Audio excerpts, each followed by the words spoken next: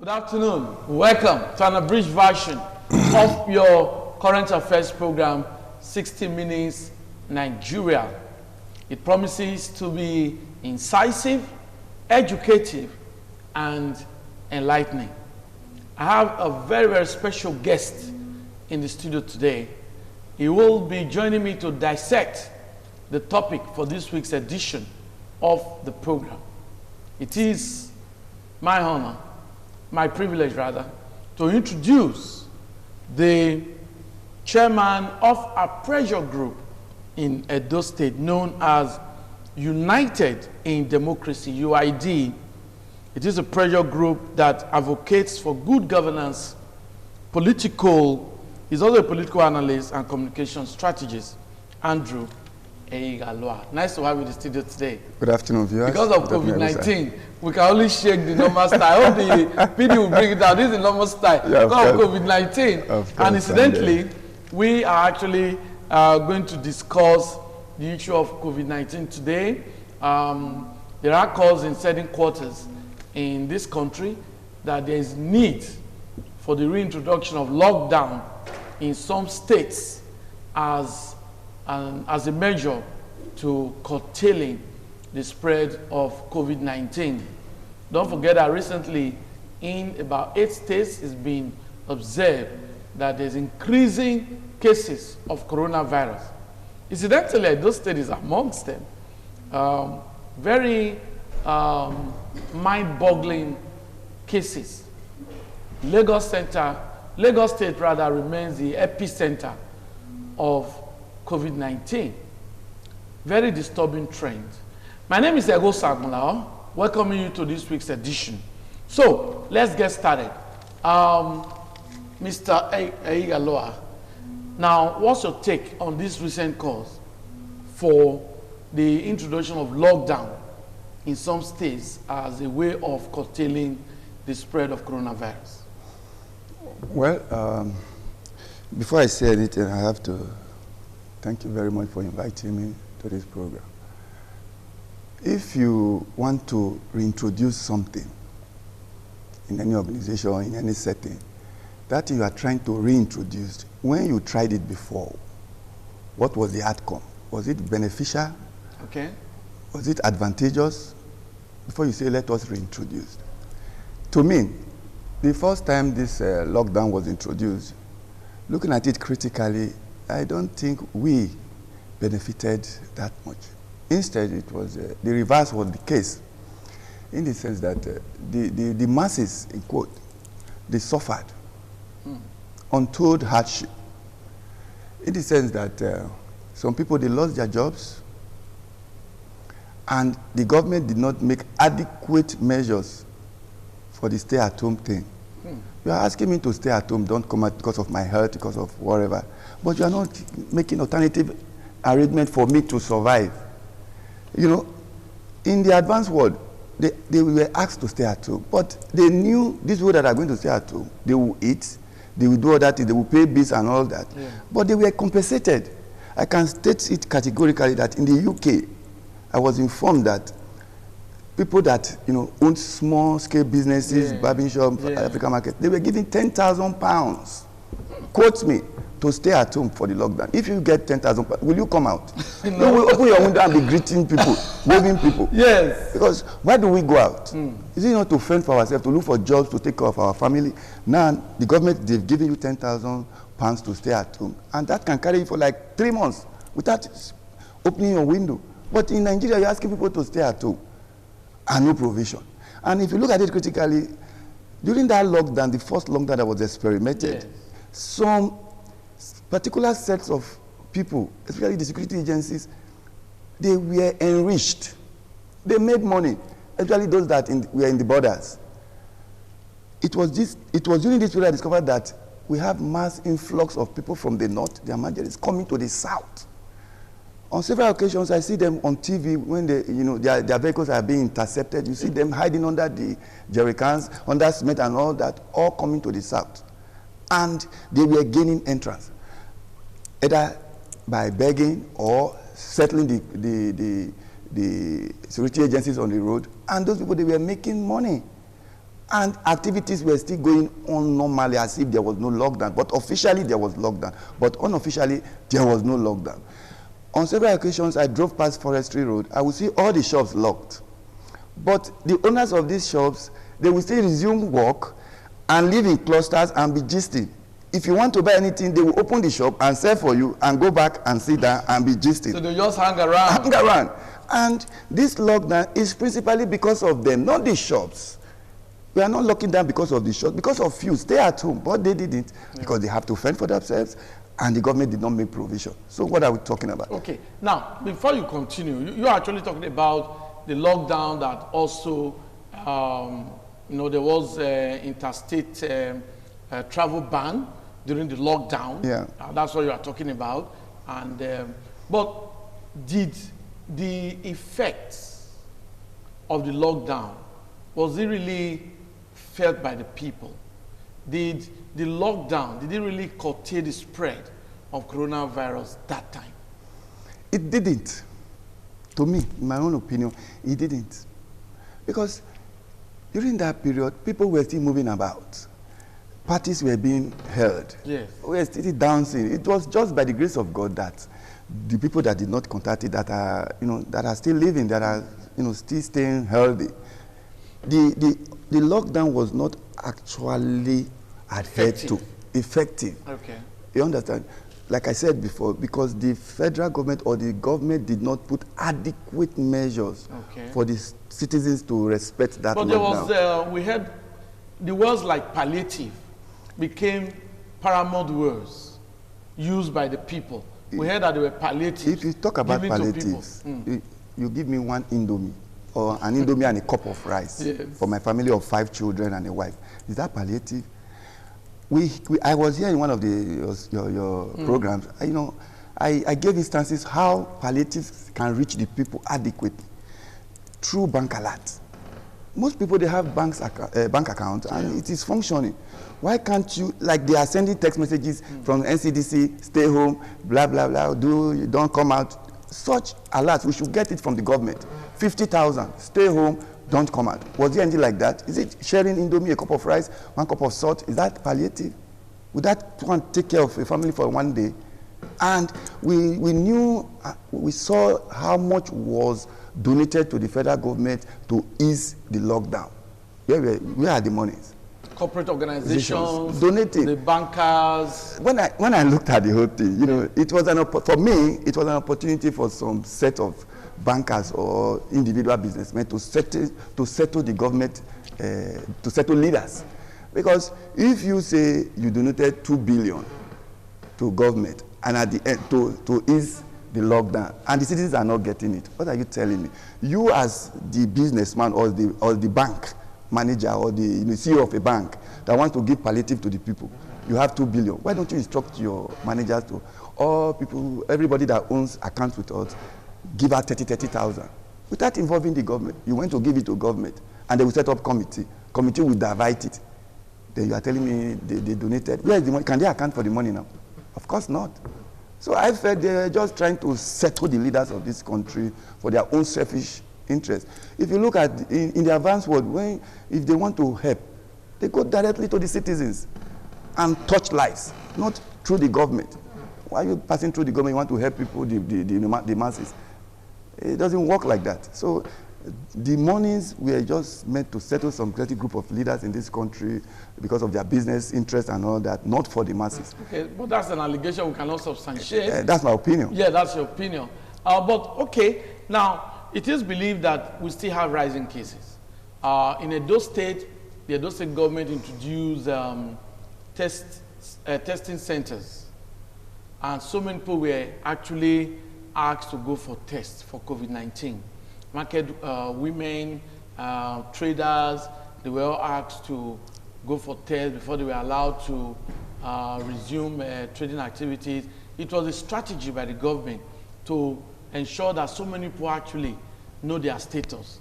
And don't you think it is because of the increase in testing centers across the country probably led to these increasing cases, or you think the virus is still spreading?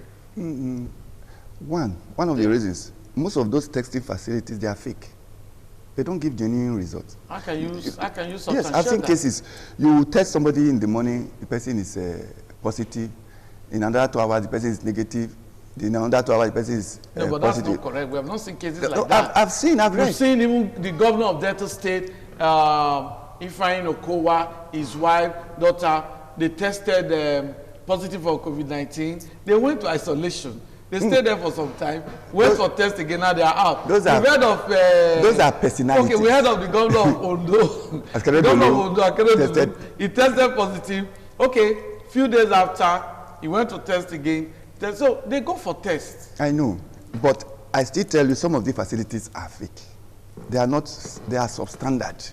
So you don't just believe in those testing facilities, the results they deliver or they display, they are fake results. Not all that they deliver are real results. So, and, making, introducing so many test centers and all that, like you said, spreads the disease.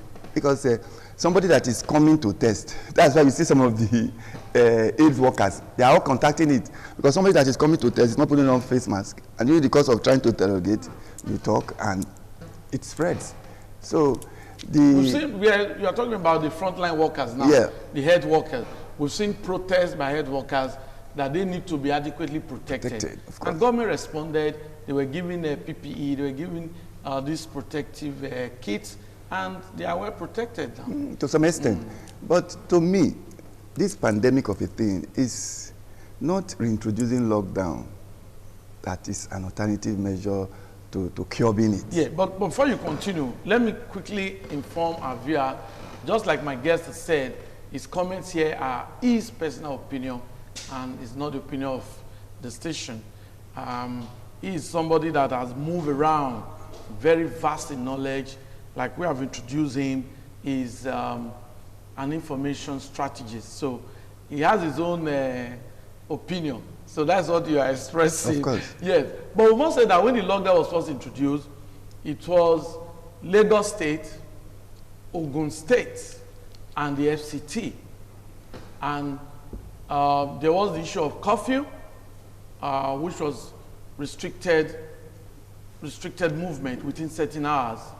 But all that have been relaxed now, but because of the increasing cases of COVID-19, some persons are agitating that there is need to reintroduce. So that's what my guest is explaining.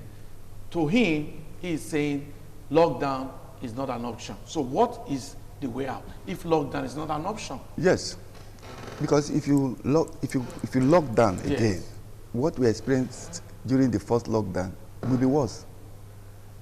Like now, there's inflation in Nigeria. Okay. There's inflation because of the lockdown. Okay. There's scarcity of goods and services. People lost their jobs. A tuber of yam now that used to be 500 naira is now 1,000.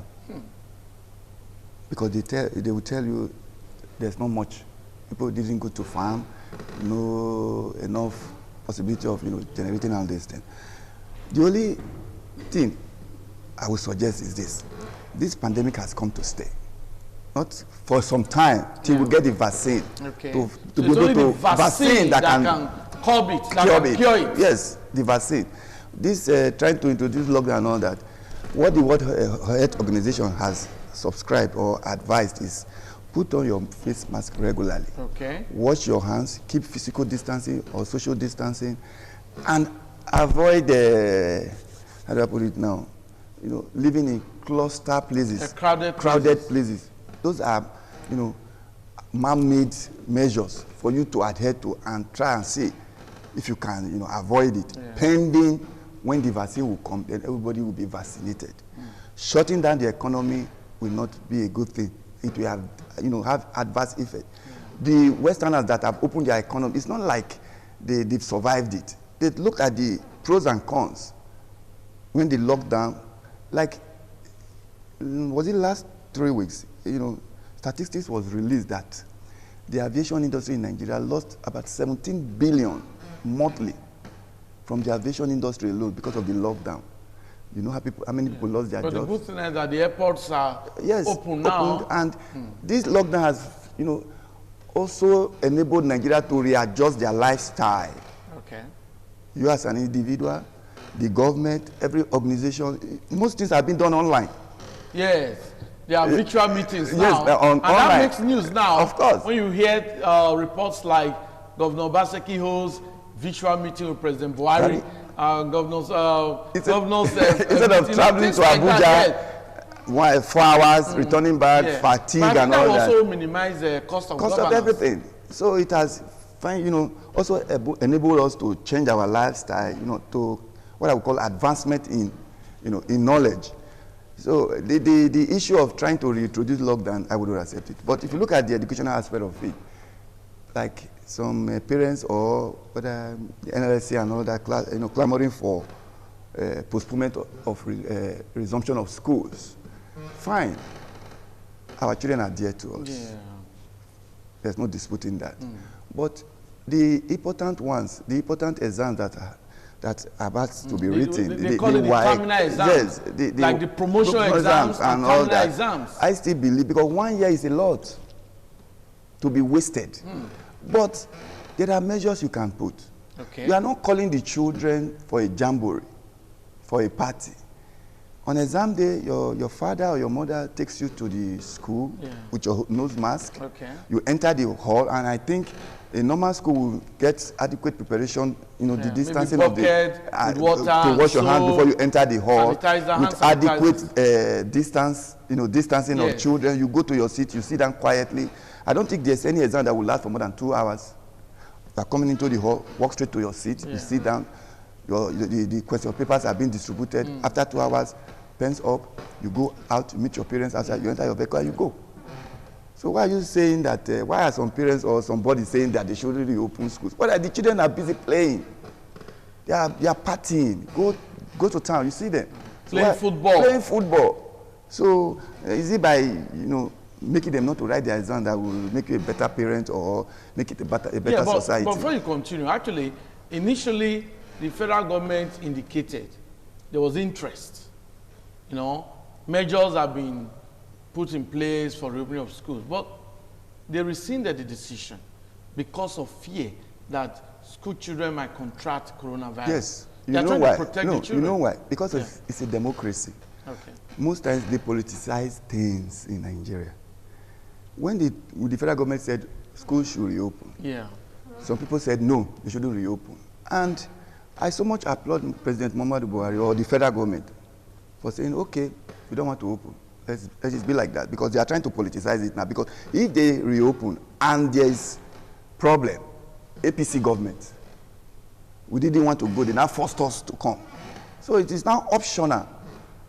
I think the power behoves on the state governors or the state to take a decision. Like in the Southwest, they decided to reopen. It's no more party level, it is the governor. If you feel you want your children to write exams, make adequate provision for them to come and write, and let them come and write and go.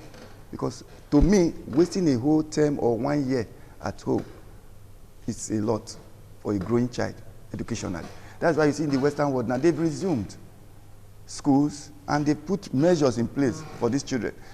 No more break time to be hobnobbing, playing around. You come to school, your classrooms, they are no more in clusters.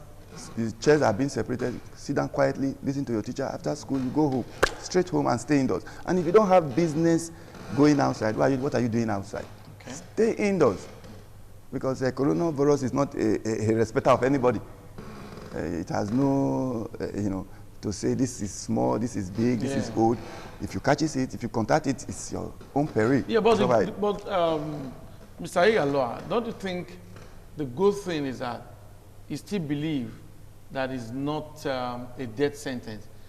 people who contract coronavirus, if they go for treatment, they go to isolation centers and they are given adequate treatment, they are well taken care of. Most of them have come out. You see, yes. That's the more reason why we shouldn't shut down the economy. Okay. Since people can still survive, can still recover from the attack or whatever. Yes. So then why are you shutting down the economy where there are means of recovery? You don't have to do that. Shutting down economy is another pandemic of its own that we will suffer. Youths are not, most of our youth that are engaged in the menial jobs and all that, during that period they weren't allowed to work. And you and I know that a youth that doesn't have money to spend at a particular time, they say idle mind is the devil's workshop. You understand? I know so many landlords, so many tenants that couldn't pay their house rents because they will tell you, sorry, we couldn't work. The pandemic is affecting us. Nobody's hiring us anymore. What do you do to such tenants? Want to arrest him? Want to take him to court? The person cannot do otherwise, and that person psychologically is going down. Apart from his rentage that he's unable to pay, what of the children, the wife feeding and all that? You see, people, they've borrowed a lot, and when this psychological problem is insists or if it persists on you, it goes into another dimension. Mental issues and all that. So tell me, where is the advantage of trying to re-lock down?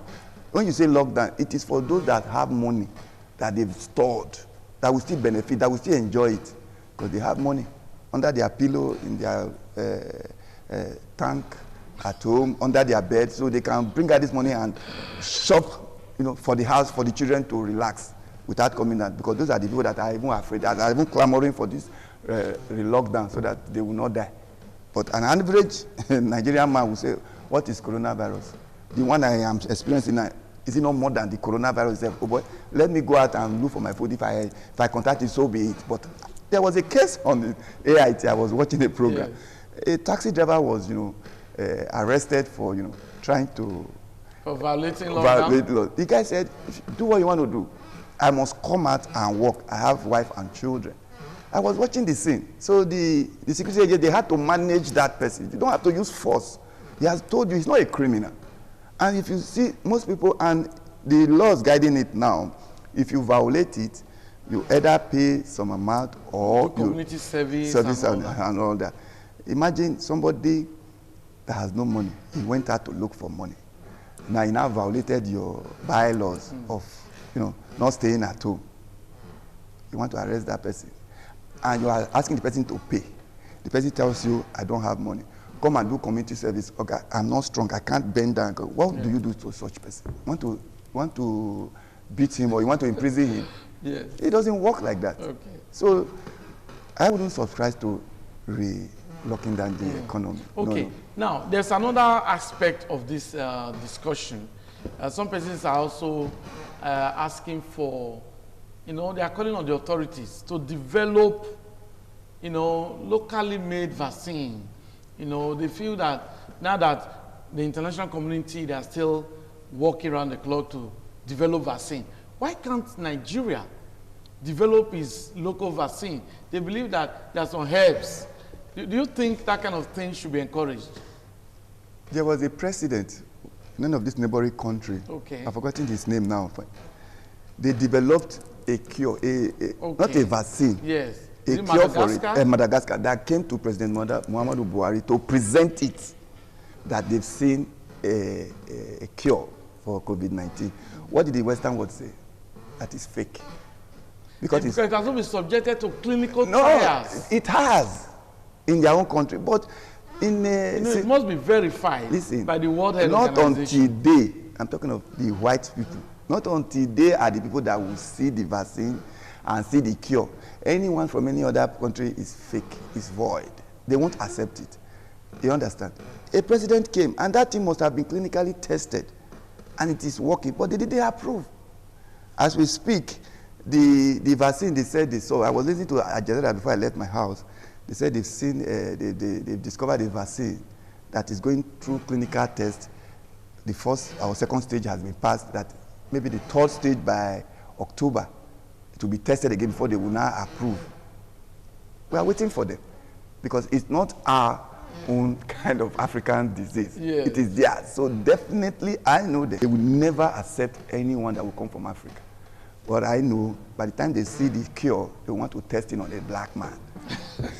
No, whenever they want to do clinical trials, they call for volunteers. People who will come out willingly and say, okay, let me accept the vaccine and see how it works on humans. Of course. You know. So, okay, we've been talking with Andrew Eyialoa. He's actually expressed his opinion on this very crucial issue. And he has said it is good to consider any lockdown in any state of the country because of the economic effect on citizens. He believes that Nigerians are yet to fully recover from previous lockdown imposed, even interstate travels and all that. And he believes that we should rather look at other options instead of lockdown. And he has also commented on the issue of children going back to school. But don't you think that this virtual learning, like you have said, now that the students are not being allowed to go back to school, don't you think it's an opportunity for the Federal Ministry of Education to really develop virtual classrooms? Some students don't have computer. Some have not even seen it. But don't you think this is an opportunity for them to have personal computers, personal laptops? Government should maybe bring on board policies that can develop virtual classrooms and encourage it. It's one of the opportunities that can come out of this situation. Well, that's why if you have a visionary leader, it's always good. A leader that can see 30 years from now, 20 years, not a leader that is stagnant. Why am I saying this? The governor of Edo State, Godwin Obaseki, is a visionary leader. He saw, even before the advent of COVID-19, he retrained the teachers in Edo State. Like as I'm talking to you, every 11 o'clock in the morning, most of these public schools, they go on visual. They learn through visual learning and through the smartphone and all that. But how many students have it? That's the issue. So don't you think government should procure mass procurement now of these tablets, laptops, and distribute to students? That is another aspect. But I know of parents that are eager. Smartphone, you can get some for 15, 18,000. How many people can afford it? No, wait, I'm coming. Okay. A mother, you are not stagnant. If you have a father or a mother, a taxi driver, if you go where these bus drivers, if they are eating today, put this, put that, put that. If you gather that, if you have a bottle of beer, if you gather that money because of your child, maybe you are not educated, and this is an opportunity to train your child, you make sacrifices. Getting a smartphone for 15,000 or 18,000, that is not a big deal. You are not buying land here. Okay. You understand? So, for your child, so that the illiteracy that is in your generation, you try to eradicate it in the other generation. You make sacrifices for your children to learn. So it's not a big deal, obtaining. You must not wait for government for everything. Thank you. Thank you very much. We've been having a special guest with us today, and he's had the opportunity to actually express his opinion. We're talking about Andrew Eyialoa, President United in Democracy. It is a pressure group that advocates for good governance, and he has been able to actually comment on what government should do for the betterment of the society. I want to thank you for your time, Mr. Andrew Eyialoa. And I hope our viewers have enjoyed today's edition of the program. It's been one-on-one. Thanks for being a part. Next week, by God's grace, we'll be here again to look at another national issue. Until then, to have a wonderful weekend ahead. Bye-bye.